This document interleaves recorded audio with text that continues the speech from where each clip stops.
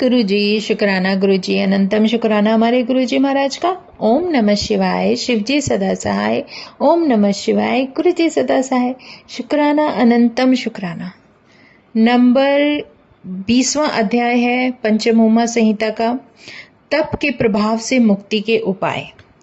जो तप किया जाता है उसके प्रभाव से मुक्ति हमें कैसे मिलती है, उसके उपाय इस अध्याय में बताए गए हैं।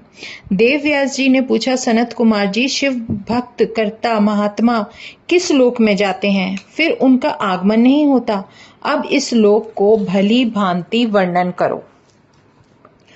श्री सनत कुमार जी बोलते हैं, व्यास जी, यदि शंकर की कृपा अभीष्ट हो तो तप करना सर्वोत्तम है। बिना तपस्या शिवलोक प्राप्ति कठिन है। तपस्या परम पवित्र साधन है, जिसे देखकर स्वर्ग के देवता ऋषि मुनि सभी प्रसन्न होते हैं।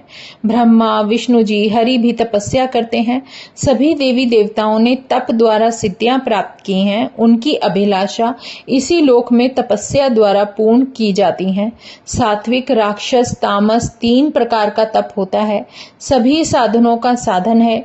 सात्विक तप देवता, सन्यासी एवं ब्रह्मचारियों के अर्थ हैं। दूसरा राजन, दानव, मानवों के अर्थ हैं।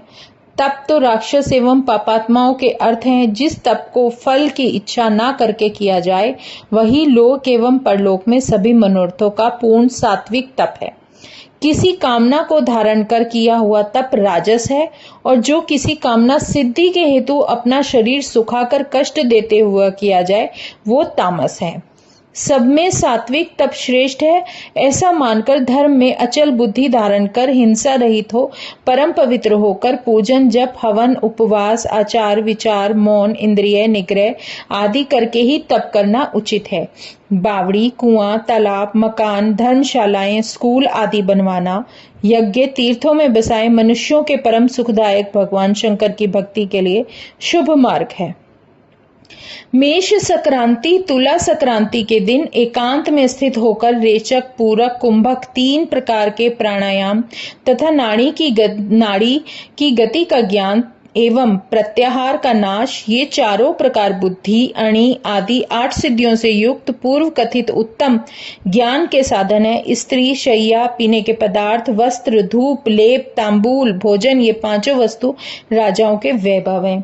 सुवर्ण, लार, तांबे के भवन, रतन, मार्ग, निपुणता के साथ गान, नृत्य, आभूषण, शंख, वीणा, मृदंग, हाथी, छत्र, चमर आदि सभी भोग हैं। इन्हीं में मोहित होकर मनुष्य स्नेह करता है।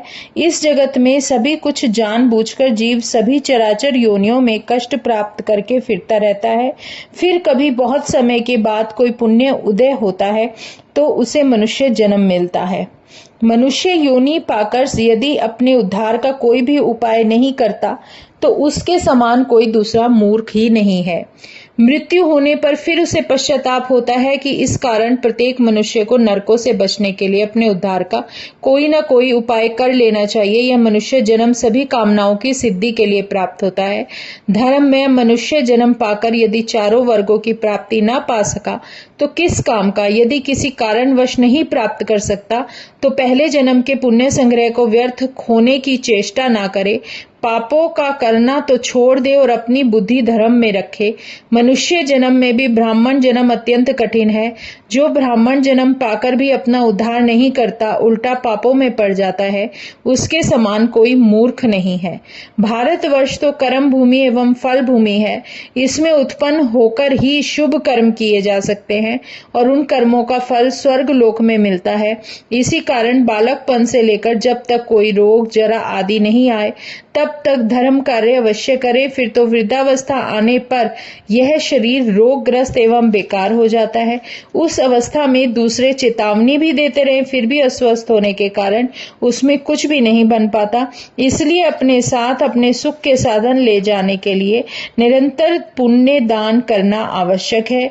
अपने दिए दान के फल से खाते पीते मनुष्य यम मार्ग को सुख से तय कर लेता है, नहीं तो रोते चीखते चिल्लाते अनंत कष्ट भोगते यम मार्ग काटता है। धर्म करने वालों को स्वर्ग, पाप कर्ताओं को नरक प्राप्त होता है। जिन पुरुषों ने थोड़ा सा भी समय शिव आश्रय लिया हो उन्हें भयानक नरक तथा मैं दर्शन नहीं होते, किंतु पाप एवं मोह के कारण शिव आज्ञा से कुछ समय वहां रहकर बाद में शिवलोक की प्राप्ति होती है। जो लोग सब प्रकार से शिव शरण में हैं, वे कमल जल की भांति पापों से सदा भिन्न रहते हैं।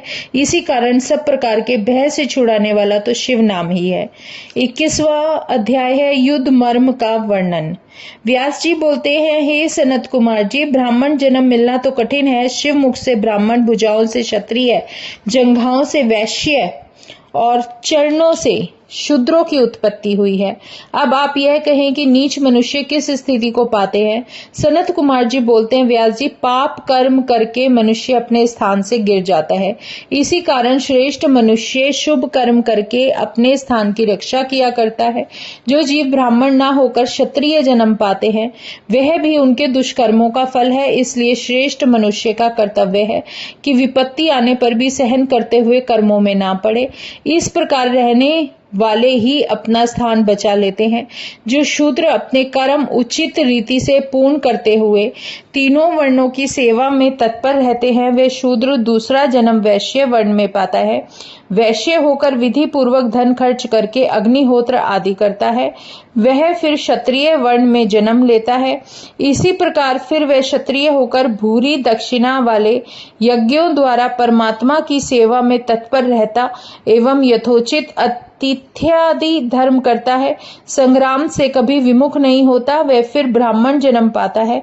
वह ब्राह्मण होकर यदि विधि पूर्वक यही करता है, अपने धर्म में स्थिर है, तो वह देवताओं को प्रिय होकर स्वर्ग पाता है।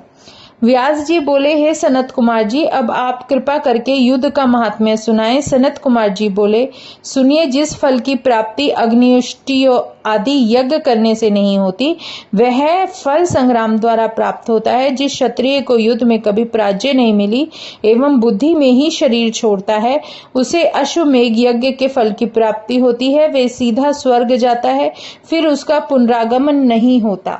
जो क्षत्रिय, गो, ब्राह्मण, संत, मंदिर के स्थान तथा अपने स्वामी के अर्थ युद्ध में प्राण छोड़ते हैं, वे परम पुण्यात्मा है। जो शत्रुओं को मारकर आप मर जाता है, वह सदैव स्वर्ग में वास करता है। युद्ध सभी वर्णों के लिए सुखदायक है, खासकर क्षत्रियों के लिए तो है ही।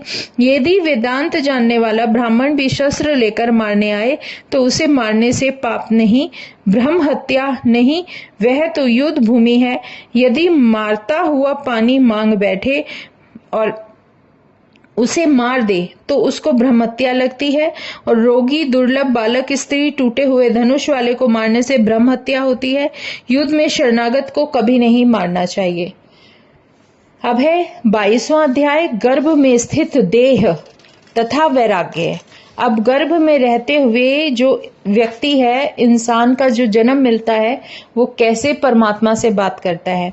व्यास जी बोलते हैं, अब कृपा करके जीव का जन्म, गर्भ की स्थिति एवं जीव के वैराग्य का वर्णन करें। सनत कुमार जी बोले, व्यास जी सुनिए, पकने वाले पात्र में जल तथा अन्न दोनों अलग अलग है। प्रथम अग्नि द्वारा जल गर्म होता है, फिर अंत में पकता है और वह दोनों भागों में बट जाता है। एक तो रस रूप होकर दूसरा मैल रूप। रस रूप में तो सारे शरीर में व्याप्त हो जाता है, जिससे शरीर की पुष्टि होती है।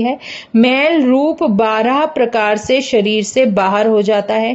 कान, नेत्र, मूत्र, नासिका, जिह्वा, दंत, लिंग, गुदा, मलाशय, कफ, स्वेद, विष्ठा, मूत्र, इस प्रकार से यह 12 मल स्थान है। सब नाड़ियां हृदय कमल से जुड़ी हुई हैं, उनके शरीर भर में रस पहुंचता है। मध्य में रहने वाली प्राणवायु नाड़ियों के मुख भाग में रस पहुंचता है, फिर तो नाड़ियां समूचे शरीर में रस पहुंचा देती हैं। वही रस आत्मा से परिपक्व होता है। जब पक जाता है तो प्रथम त्वचा बनकर सारे शरीर से लिपट जाता है, फिर रुधिर बनता है। इसके बाद रोम, बाल, स्नायु, अस्थि, मंजा, नख पैदा हो जाते हैं। अन्न से वीर्य होकर दोष रहित शुद्ध होकर ऋतु काल में स्त्रियों में प्रविष्ट होता है। वही वीर्य शरीर बनाता है। वायु प्रेरित हुआ वीर्य जो स्त्री के रुधिर से मिलकर देह बनने लग जाती है, एक दिन वह कलिल कहता है और फिर 5 रात्रि में बबूला के समान होता है। 7 रात्रि में मांस पिंड बन जाता है। 1-2 महीने के अंदर ग्रीवा, कंधे, पीठ, छाती, पेट, हाथ, पैर लग जाते हैं। तीसरे महीने अंकुर संधि, चौथे में अंगुलियां एवं 5वें में मुख, नासिका, कान तथा जीभ पड़ जाता है। छठे में दंत, गुहे, इंद्रियां, नख, कानों के छेद, 7वें में गुदा, उपस्थ तथा नाभि बन जाती है। इस प्रकार से वह जीव माता के गर्भ में अंग तथा प्रत्यंगों से पूर्ण हो जाता है। माता के किए हुए भोजन के रस से पलता है। पूर्व जन्म के कर्मों के अनुसार प्राप्त जीव को सुख, दुख, निद्रा, स्वप्न आदि प्राप्त होते हैं। इसके बाद जीव को ज्ञान होता है कि मैं बहुत बार जन्म एवं मरण पा चुका हूँ, अनेकों योनियों में दुख उठाता रहा हूँ। अब मैं जन्म लेकर ये वाला अपनी आत्मा के उद्धार का कोई उपाय करूंगा जिससे फिर मुझे जन्म मरण प्राप्त ना हो। इस प्रकार वह जीव आत्मा गर्भ में स्थित होकर उपाय विचारता है। उसको सिर्फ विचार ही आते रहते हैं। वहां तो पहाड़ से दबे हुए के समान कष्ट भोगता है, जरायु से बंधा रहता है, सुइयों के छेदन जितना उसे गर्भ में कष्ट भोगना पड़ता है, गर्भ के दुख के समान और कोई दुख नहीं है। इसी कारण धर्मात्मा तो 7वें महीने जन्म लेता है और पापी 10 महीने तक गर्भ में रहकर जन्मता है। वह बालक रोम, कथा, नखों से ढका, विष्ठ, मल के गर्त रूप में पड़ा होता है। इसके देह में 365 पेशियां होती हैं और 3.5 करोड़ नाड़ियों के द्वारा हृदय तथा अदृश्य दोनों भांति का शरीर विशिष्ट होता है। शरीर में 32 दांत होते हैं एवं 20 नख। शरीर में 1 पाव पित्त, कफ, 4 सेर तथा चर्बी, 2 सेर और 1 सेर कपिलत्व तथा 5 तोले मैदा, 3 पल जितना महारुधिर होता है। मंजा तो चोगनी होती है, वीर्य आधपाव होता है जो पराक्रम कहाता है। 1000 पल मांस, 100 पल रुधिर तथा 4 अंजलि विष्ठा एवं मूत्र होता है। जय गुरु जी, शुक्राना गुरु जी, अनंतम शुक्राना। पंचम उमा संहिता के 22 अध्याय पूरे हो चुके हैं। अब 23वां अध्याय है शरीर की अपवित्रता तथा बालकपन के दुख। यह शरीर रज वीर्य के मिलने से पैदा होता है। विष्ठा के गर्त रूप गर्द में जो पकता है उसी कारण अपवित्र है। जिस शरीर की संगति करके पंचगव्य आदि पदार्थ अन्न जल भी अपवित्र हो जाया करते हैं, फिर वह पवित्र कैसे हो। इस देह को कितने पंचगव्यों किंवा कुशा जला से पवित्र करते रहो, फिर भी यह शुद्ध होने का नाम नहीं लेता। काली चीज कभी सफेद नहीं होती, उसी प्रकार यह भी शुद्ध नहीं होता। संसार तो इतना मूर्ख है कि अपनी दुर्गंध सूंघते हुए, अपना मां देखते हुए भी वैराग्य नहीं पाता। जो अपने देह की इन चीजों को देखते भालते भी वैराग्य नहीं पाता, तो उसे कहीं से भी वैराग्य नहीं मिलने का। यदि गंगा जल एवं मनो मिट्टी से बार बार मांजते धोते रहो, मरण तक उस क्रिया को ना छोड़ो, फिर भी यह शुद्ध होने का नहीं। इसी प्रकार मलिन आत्मा सैकड़ों वर्ष तपस्या से कभी पवित्र नहीं होती। भाव दूषित पुरुष घी तेल से भरकर अग्नि जलाकर परिक्रमा करके उसमें प्रवेश कर ले, फिर भी उनमें उत्तम फल की प्राप्ति नहीं होती। गंगा जी में रहने वाली मछलियां तथा मंदिरों में रहने वाले कबूतर आदि पक्षियों की मुक्ति नहीं हुआ करती। ये सब पवित्र स्थानों के निवासी होते हुए भी पवित्र नहीं होते। यदि भावना शुद्ध करके ईश्वर स्तुति हवन आदि कर्म करते करते मृत्यु मिल जाए तो तुम्हें ज्ञान प्राप्त हो जाता है। इससे उसका चित्त शुद्ध हो जाता है। ज्ञान रूप जल एवं वैराग्य रूप मृत्तिका से वह शुद्धि प्राप्त कर लेता है। देह तो स्वाभाविक से ही अपवित्र है। इसी बात को पूर्ण रूप से जानकर शुद्ध भावना करके चित्त में शांति धारण कर जो परम ज्ञान पाता है वही संसार से जीवन मुक्त है। मुनिराज, मेरा तेरा रूप यह ममता ही दुखों का मूल है। यहाँ ममता का नाश है, जहाँ दुखों का भी नाश है। फिर सुख ही दुख है। ममता त्यागने वाले पुरुष ही मुक्त हो जाते हैं। जब गर्भस्थ जीव को ज्ञान होता है तो फिर योनि यंत्र की पीड़ा से मुक्त हो जाता है, किंतु उस जीव के बाहर आने पर उसे संसार की वायु का स्पर्श हो जाता है। उसके महाज्वर से ग्रस्त होकर फिर मोह को प्राप्त हो जाता है। उसे पहली सभी भूल बातें पता चल जाती हैं, तब तो कर्म छोड़कर ज्ञान भूल जाता है और ईश्वर को भी पहचान नहीं पाता है। जीव तो कान रखते भी अपना हित नहीं सुनता, आंखें होने पर अंधा है, तभी तो उनकी बुद्धि पापों से नष्ट हो जाती है। संसार में फंसकर दुख पाता है, तभी तो भगवान शंकर ने कृपा करके मोक्ष साधन के लिए शिव पुराण का वर्णन किया है। बालकपन में चाहते हुए भी जीव कुछ नहीं कर सकता। दांतों के निकलते समय बहुत से रोगों में फंसकर पीड़ा उठाता है। कुमार अवस्था में कानों में दर्द तथा पढ़ने से व्याकुल होकर अनेकों दुख देखते हुए भी जीव अपने कल्याण का रास्ता ढूंढ नहीं पाता है। यही तो आश्चर्य है। जवानी में इंद्रियों की वृत्तियों में बल आ जाता है, काम क्रोध आदि जग उठते हैं, न दिन में चैन न रात्रि को निद्रा आती है। स्त्रियों में आसक्त हो अपने शरीर से ही निकलते वीर्य का बिंदुओं में अपना सुख समझ लेना है। विष्ठा मल त्यागने से जितना सुख होता है, उतना ही स्त्रियों में वीर्य त्याग से होता है। इस प्रकार के क्षणिक सुख को महासुख समझते हैं। वृद्धावस्था आने पर बाल सफेद हो जाते हैं, सिर हिलने लगता है, इंद्रियां कमजोर हो जाती हैं, फिर तो क्षणिक सुख तथा स्त्रियों का यौवन उसे अप्रिय हो जाता है। फिर भी यदि वह इस अवस्था में स्त्री प्रेमी रहे तो भला इससे बढ़कर और कौन मूर्ख होगा। जय गुरु जी, शुक्राना गुरु जी। अब है 24वां अध्याय, स्त्रियों के स्वभाव का वर्णन।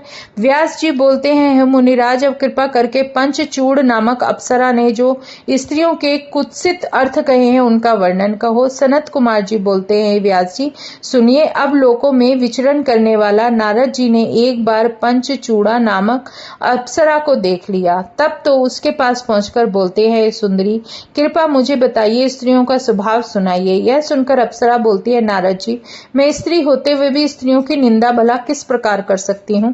स्त्रियों के स्वभाव को तो तुम जानते हो, फिर मुझसे मत पूछो। यह सुनकर नारद जी ने कहा, हे सुंदरी, झूठ बोलने में तो पाप लगता है, सत्य भाषण में पाप नहीं है, इसलिए जो भी सत्य हो आप कह दो। तब पंचचूड़ा स्त्रियों के दोष वर्णन करती हुई बोलती हैं, नारद जी सुनो, नारियों का स्वभाव बड़ा गूढ़ होता है। पवित्रता एवं कुलीन कहलाने वाली स्त्रियां भी मर्यादा में नहीं रहती, यही तो उनमें दोष है। इनसे बढ़कर संसार में और कोई पापी भी नहीं है। स्त्रियां तो सब पापों की मूल है। स्त्रियों में सबसे बढ़कर बुराई यह है कि वे निंदित एवं पापी पुरुषों का भी सेवन कर लेती हैं। जो भी पुरुष स्त्री कामना से एक बार किसी के पास आ जाए और थोड़ा भी प्यार अथवा सेवा भाव दिखा दे तो बस स्त्रियां उसी की बन जाती हैं।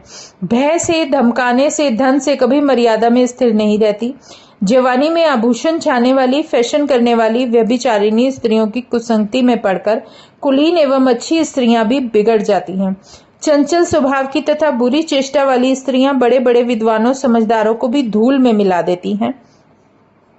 प्राणियों को मारने में जैसे काल कभी संतुष्ट नहीं होता, उसी प्रकार स्त्रियां पुरुषों से कभी तृप्त नहीं होती।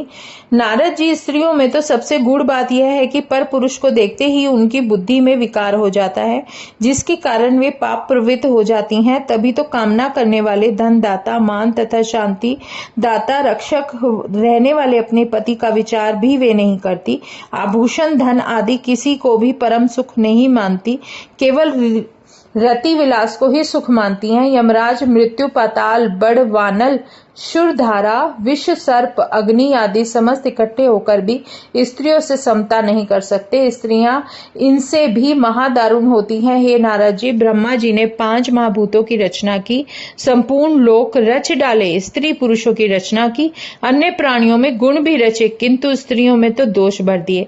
श्री सनत कुमार जी बोले, व्यास जी, इस प्रकार पंचचूड़ा से स्त्रियों के विषय में सत्य वचन सुनकर नारद जी को स्त्रियों से वैराग्य हो गया। जय गुरु जी, शुक्राना गुरु जी। अब पंचम उमा संहिता के 24 अध्याय पूरे हो चुके हैं। शुक्राना गुरु जी महाराज का। ओम नमः शिवाय, शिव जी सदा सहाय। ओम नमः शिवाय, गुरु जी सदा सहाय। शुक्राना, अनंतम शुक्राना।